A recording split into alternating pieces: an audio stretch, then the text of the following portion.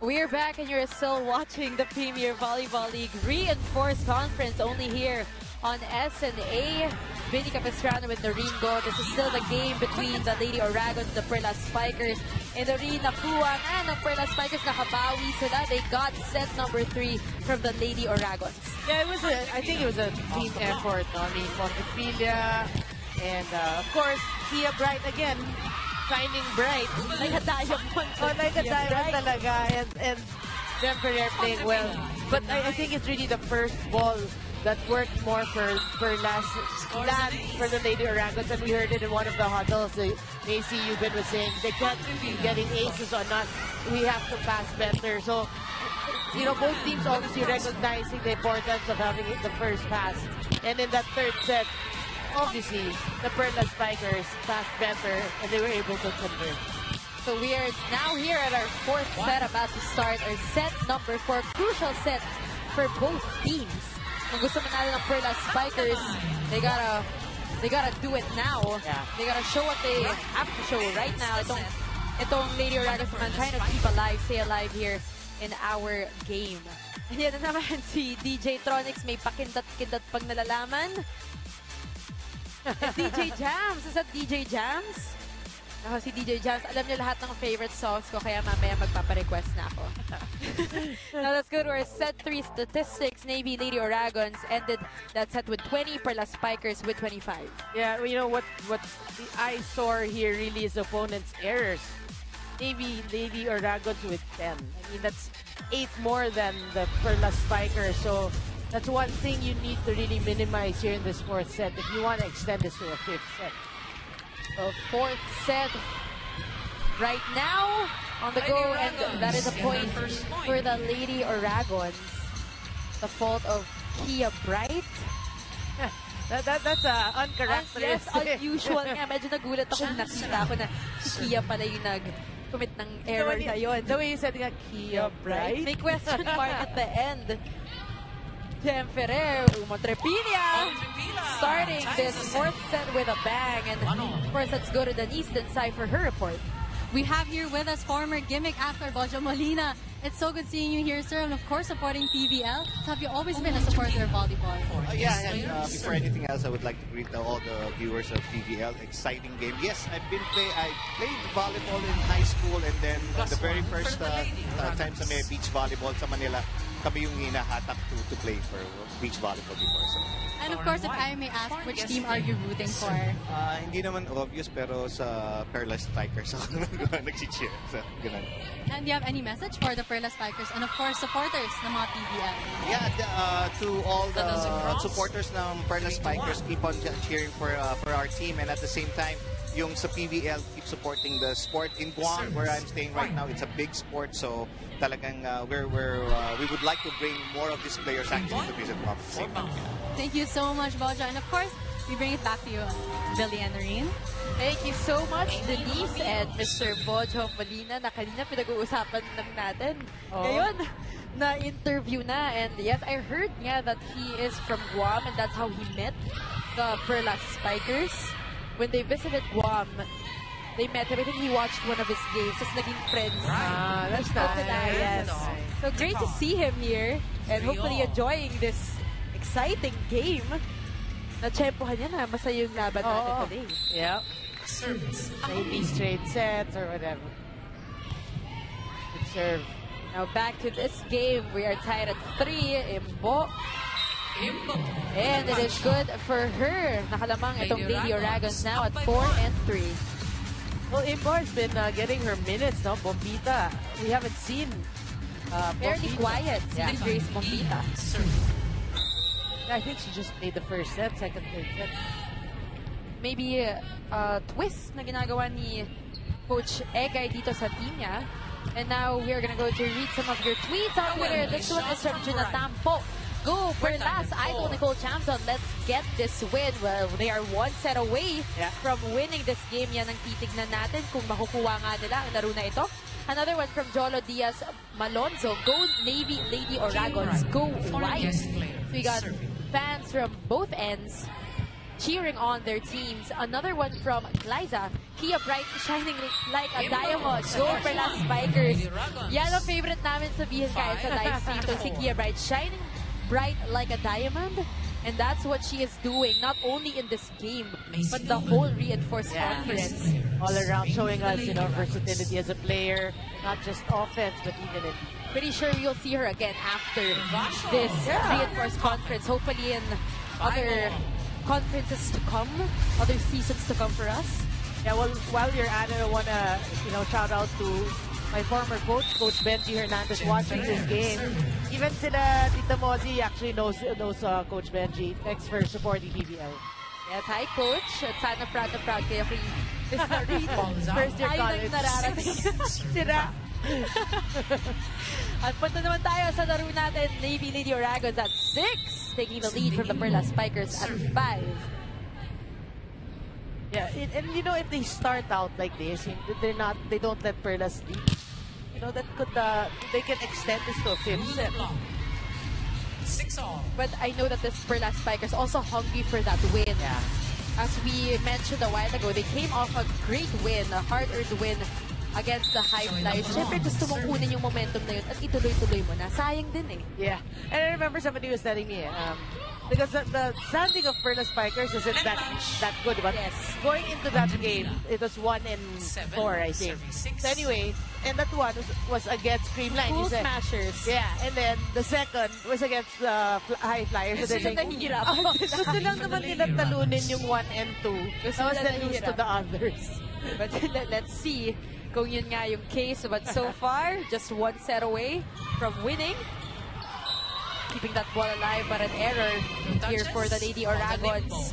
Perlas Spikers tie this game 7-all.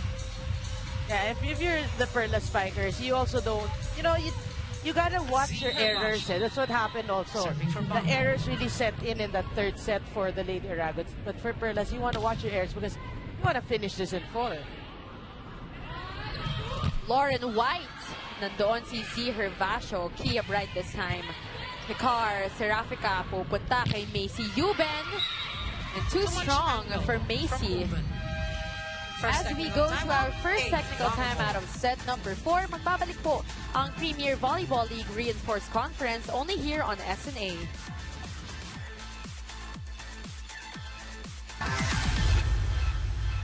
Hi Lauren, I'm Anna. What can you say about the style of play of Philippine volleyball, and how was your experience so far playing in PVL? Hi Anna, thanks for your question. As far as the style of play here in the Philippines, I can say that it's definitely very scrappy volleyball. Obviously, Filipinas aren't the tallest of players, but they're really, really good defensively, and there's a ton of balls that get up. So you just always have to be ready for balls to be coming back over the net at you. And then as far as my experience, it's been wonderful. Everybody has been so nice. My teammates are great. Really love the Philippines, so it's just been a great experience. Thanks so much. There you go, Lauren White answering some questions from her fans. At natawa si Miss Norito nung sinabi niya, scrappy play style daw. Scrappy volleyball. Scrappy volleyball, there we go. But totoo naman, and you can see it naman in this game that it's really scrappy volleyball in terms of defense. Yeah, no, but you know, she doesn't realize also that, you know, these teams, they don't train together for so long. Yes. At least now they are na, diba? Now parang it's a year contract already. But before, diba? Months before the league, then they train. So it's scrappy talaga. But you know, we're trying to improve that with all these preparations for the league. And back to this game, balik muna tayo dito sa laro natin. Perlas Spikers still have that lead 10-8. And Jotarat Montrepilia doing her thing here in the 4th set. Such a reliable player already with 18 attack points in this game. Adding to her total. Oo, napakalaki na nga. Gusto niya ng #1 all the way. Best import in the league. Yun ang gusto niyang habulin. Yeah, but I'm surprised ito si round 3 is not. I think number she's 2. second. Yes. Yeah. If I'm not mistaken, it's Montrepilia, Roundtree, and Bright. So the 2 imports of Perlas Spikers dominating all the other imports. Jen Ferrer to Kia Bright. Speaking of, one of our top imports here. And they pull away once again from the Lady Oragons by 2 points. 11-9 ang score natin. That's always the trend, the 2-point. Lucky na pag 3, diba? Medyo okay na nga yung 3. Malaki-laki na yun. But kanina naman sa end ng third set, lumamang na ng konti itong Perlas Spikers. I think by as much as 5 or 4, but towards the end. Now we got Vine Egia here for the Lady Oragons, serving for the girls in white.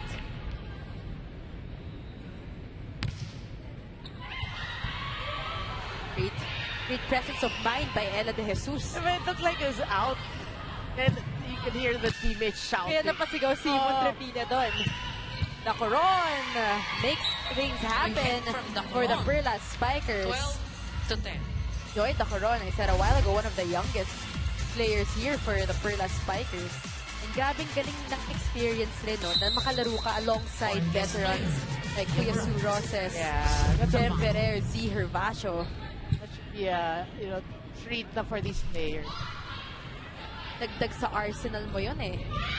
Experience na makukuha mo sa ligang ganito. Yep. Si Hervasio.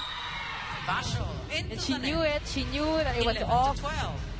That block was good for the Lady Oragons. Powering imports.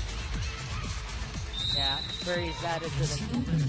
ACU Ben. Jem Ferrer tosses it up to Z. Hervasio. Soft touch for Z. ACU Ben. Great blocking by Joy the Coron. Solid block. Joy the Coron against ACU Ben. Yeah. Single block pa yun. Great anticipation there. Jem Ferrer serving from BanKo. Jem Ferrer for Perlas Spikers. Seraphica. White down the line. Great dig there on the part of the Perlas Spikers. White will try again, this time changing that tempo. Montrepilla almost got through. Quick thinking by Jem Ferrer, back to Montrepilla. And that is outside for 2. It was a reaction so much. So si Montrepilla, very animated na player. Kulit rin daw talaga siya. Okay. Off the court.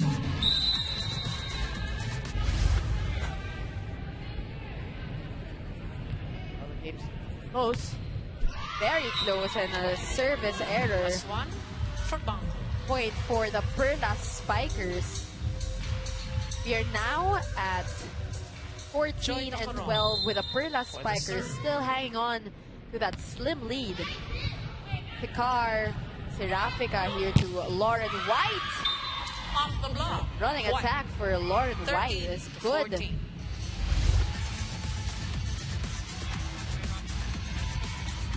Yep, putting it off the blockers there. Chance here for the Lady Oragons to really amp up that energy on their side. They need to. They need to. Kailangan magising na. Oh. Montrepilla blocked by White. Si Hervasio. Seraphica to White once again. And outside for our import. Yeah, it's just going back and forth through those chances dito sa ating dalawang koponan. If you look at that score, 15-13, yan na nga yung sasabi natin, that's the most. That's the most. 2 points talaga. Lauren White tries once again. Gets this one to go. 15. Yeah, makes amends. Makes up for her previous hitting error. Now just down by 1 itong Lady Oragons kontra Perlas Spikers.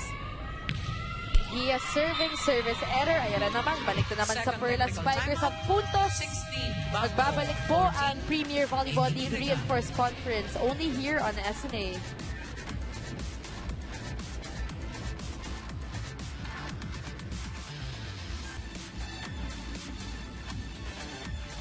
Kayo po ay nanonood ng Premier Volleyball League Reinforced Conference dito lamang sa SNA. Benny Capistrano, Noringo, and of course DJ Tronics having a shining moment here. Shining moment. Shining moment. Pasayaw-sayaw yan si DJ Jam. Sasali na rin siya.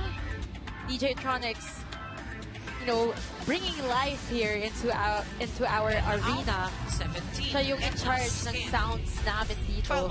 3 Minsan throwback, minsan hindi. Oh, minsan throwback, minsan hindi, minsan millennial music, Yeah. minsan mga 80s. Nakita si Bojo Molina biglang nag-live. Serving for BanKo. We are gonna go back to this game. Perlas Spikers 16, Lady Oragons at 14. You make that 15. Once again, we're just going back and forth, exchanges of points from both teams, and we all know that they want it, and you can see it with the way that they're playing. It's like a tug of war at this point. It is. It's like a struggle, struggle for power. But if you're Lady Oragons, you want, I was gonna say, one stop. Did they get it? Yeah. That's what you We're need. tied at 16. Finally, a deadlock. 16 all. Chance here for the Lady Oragons to finally pull away. They've been, you know, trailing behind the Perlas Spikers this whole set. Yep. If they want that boost of momentum, now is the right time to capitalize on it. Oh, good Ball save. still alive. That's going to be a free ball for the Perlas Spikers. Tia Bright.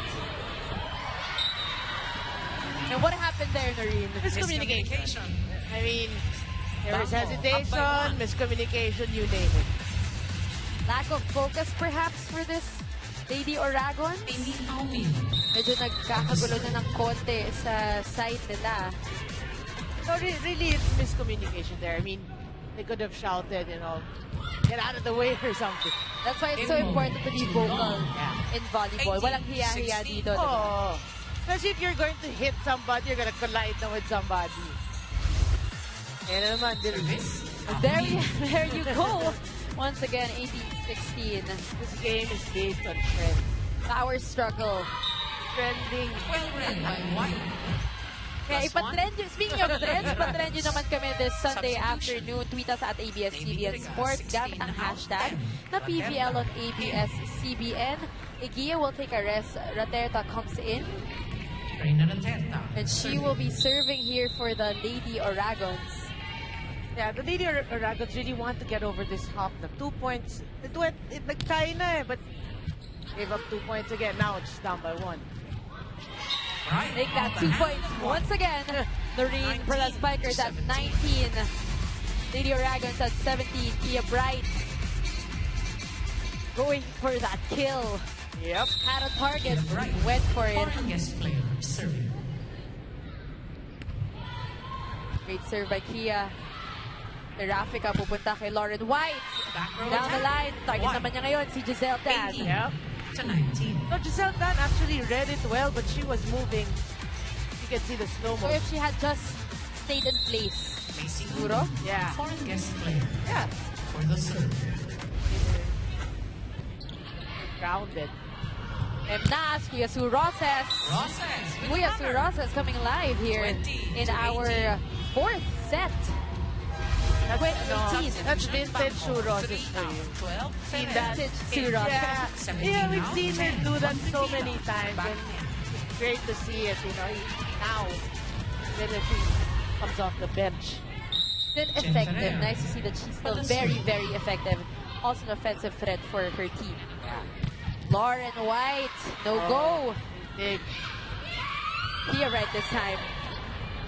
Chasing after that ball, here comes Macy Euben.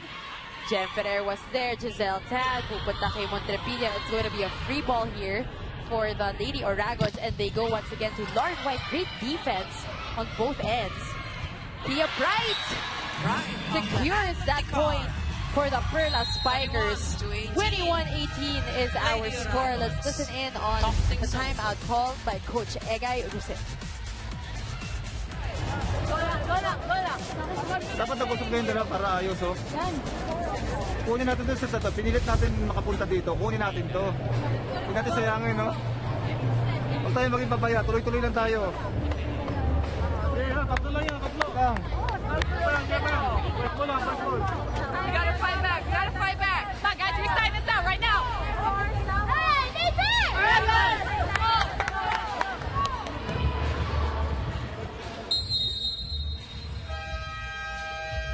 We gotta fight back. Yan ang sinasabi ng players ng Lady Oragons. 3 points up for the Perlas Spikers. Because if they do not shape up here in the latter part of set number 4, the Perlas Spikers will get away with this win. Yeah. Definitely crucial moments. Every play matters at this point. Z Hervasio looking at the referee, and yes, it is in. Z tumingin talaga siya for validation. Law of attraction. Ayan, touch ball, touch ball. Z Hervasio just smiling that one off because her team is in the lead, 22-18. Seraphica, Lauren White, favorite spot, no go. Dacoron to Z Hervasio. Seraphica to Imbo this time. Imbo off the hand And of Imbo Ferrer. gets it to go 19. for the Lady Oragons, keeping her team alive, 22-19. Keeping the team in the hunt. Remember, their focus now is on the 5th set. Pero itong team na to, gutom na gutom for a win. We have to remember that. 4-game losing streak. They want that win and they want it now. Montrepilia says, not today, and there we have it. We're gonna look for validation once again. And from this angle, you could see that it might have touched the line, pero outside. Yeah. Timeout. And we will listen in to Perlas Coach Spikers. Dong and his team. Following this match, we will have the Pocari Air Force Lady Warriors taking on the Tacloban Fighting Warriors. Stay with us. When you try it out. Yes. When you go back, okay?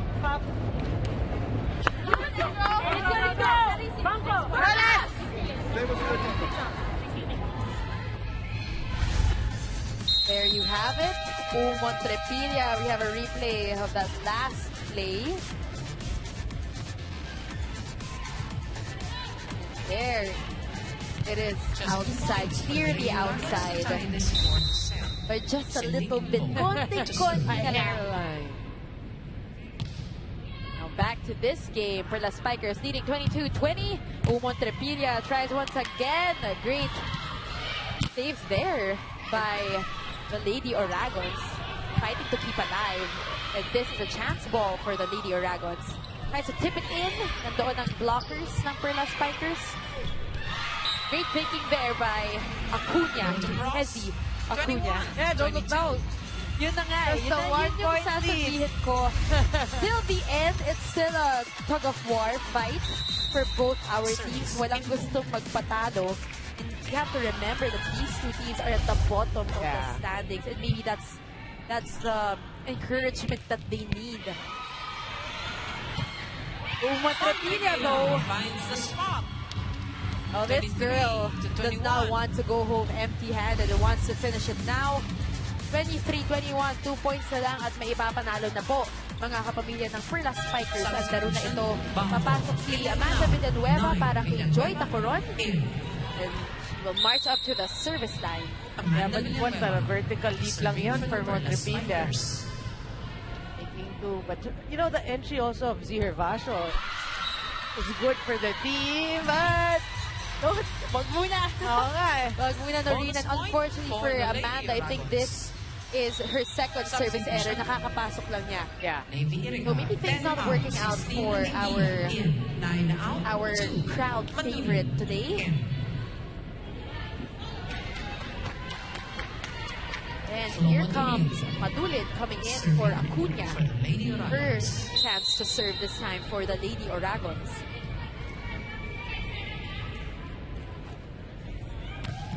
Good serve. And Ferrer to Montrepilia. Great blocking by Igia and Lauren White. Montrepilia will try again. And this time she makes sure it touches that floor. She's really just a smart player, Billy. Earlier, she was blocked by, was it White? I think it's White. But the second, she really targeted the other blocker, so smart player. Oh, tuloy-tuloy na ha. Last chance. One stop na. Laban nyo ng lahat. Pinagpisan nyo yan ha! Alam mo na.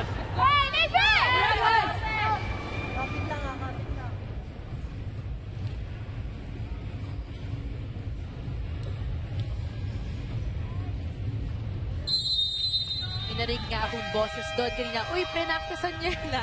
Match point now for the And tignan Perlas natin kung Spikers. gagana pa yung pre-practice nitong Lady Oragons because right now, their backs are against the wall. Perlas Spikers at match point, 24-22.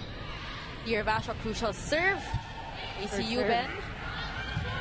Lauren White keeps her team alive and hanging on for dear life here in set number 4. Hanggang sa huli rin, hindi talaga magpapatalo ang ating dalawang koponan. Nag-4 pa rin.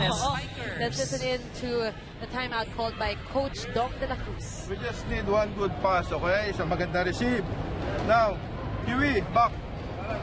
2-3. If good na? If good, if good. Okay. Kaya out. Okay? Let's go!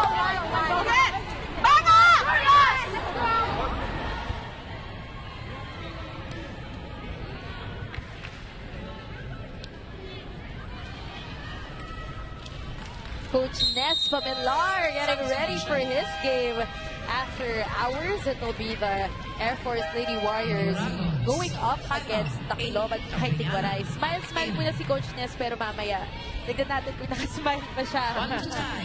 That's going to be another interesting matchup. Definitely. Yeah, good to see Coach Nes healthy. Yes. Happy. And smiling. Dapat stress-free lang lagi si Coach. Hindi pwede yun. Hindi talaga, Coach, in this line of work, hindi talaga pwede. Gabriana serving.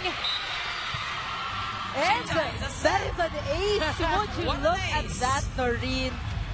The play of events that have unfolded here in our game. Hindi mo talaga masasabi from the get-go pa lang. Yeah, well, that was clearly, and I mean, Yervasho really just gave us a smile. He knows, my bad. Okay, now walk away, let's start over. Gabriana, another good serve. Kia Bright wants to end this. Jem Ferrer to Kia Bright once again. And Mary Jane Decar could not handle that attack from our beast import, Kia Bright. And she's got a game face going on. You can see it. She means business. Yeah. Finding that angle there, which actually Decar has been guarding so well the entire game. Diba? That angle, pero iba talaga pag-pressure back points already. Walang hihinga dahil last crucial moments. Maybe of our game, 25-24. ACU Ben scrambling for the ball itong Perlas Spikers. Right? Everyone, yung mga mukha nila nakikindi. Pag yung bola nasa air, I could see all their faces parang anticipating where it's gonna go.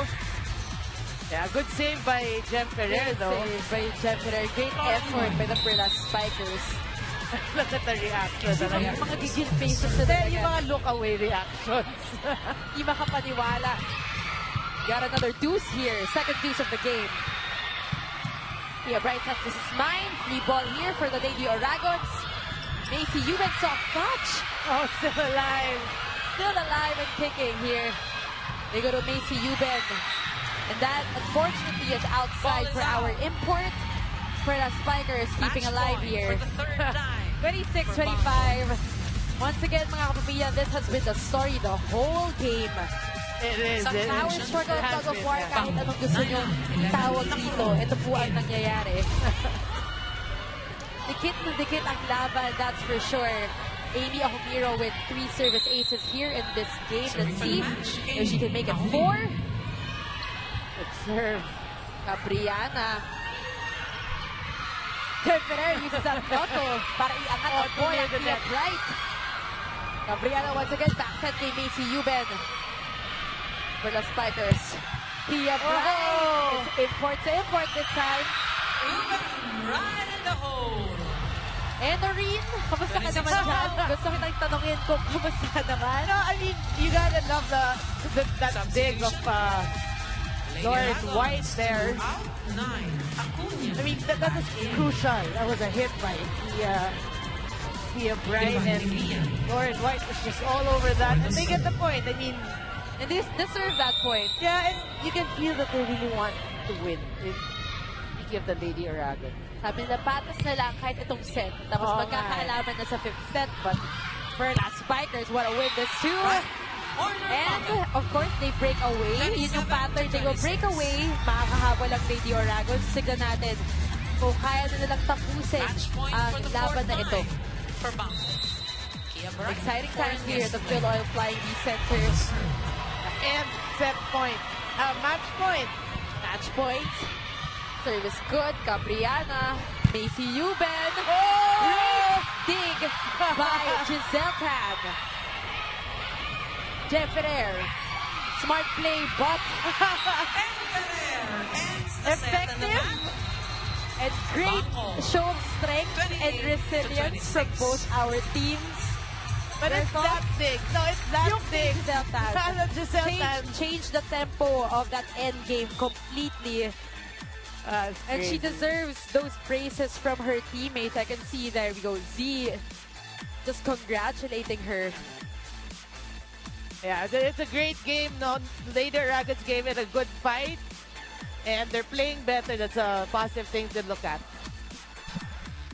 Itong laban na to, if you guys were watching it the whole game, it was pretty exciting. And at first, we started with the adjective na interesting.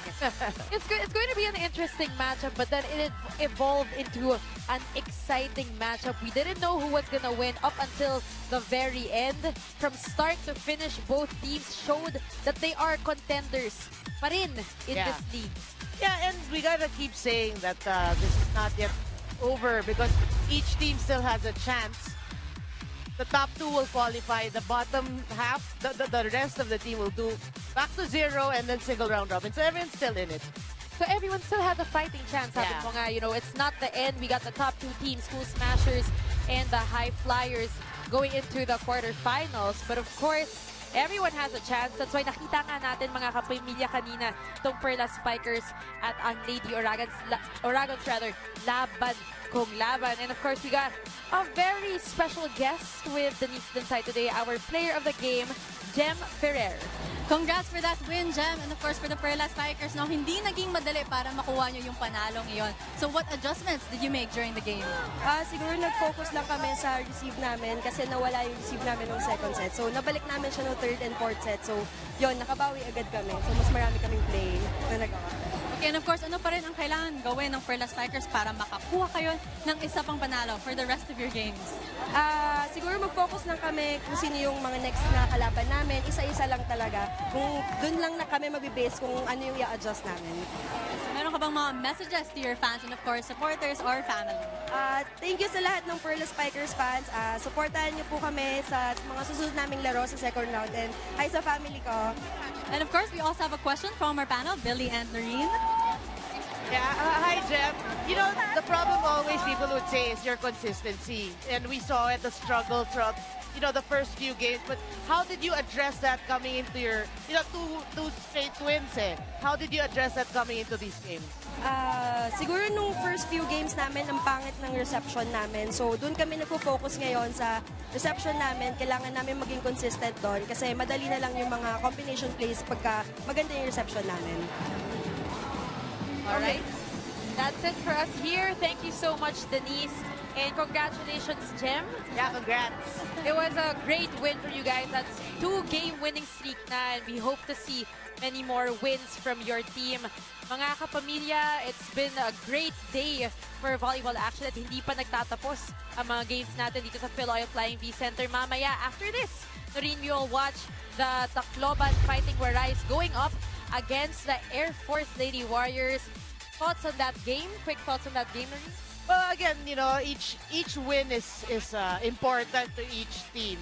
So how you play will also translate to how you will be in the next round. So you want to establish your own momentum. So interesting. Each game is interesting. But we really want to see, you know, these players come out and swing at it. So we will see kung anong kakalabasan ng laro na iyon. Of course, it will be anchored by Anton Rojas. Our panel at large, ang paborito nyo na alam ko na feature na yan sa StarCam na si Vince Velasco and a very special guest. Gusto ko sabihin yung pangalan niya pero parang hintayin nyo na lang kung sino siya. Clue, he is a coach here in our Reinforced Conference. Well, that's it for Noreen, Denise, and I. Maraming salamat sa pagsubaybay nyo mga kapamilya. Perlas Spikers defeats Lady Oragons sa ngalan po ng ABS-CBN Sports in Action. This has been Billy Capistrano. Once again, Noringo, Denise Densay. Ito po ang Premier Volleyball League Reinforced Conference dito lamang sa SNA.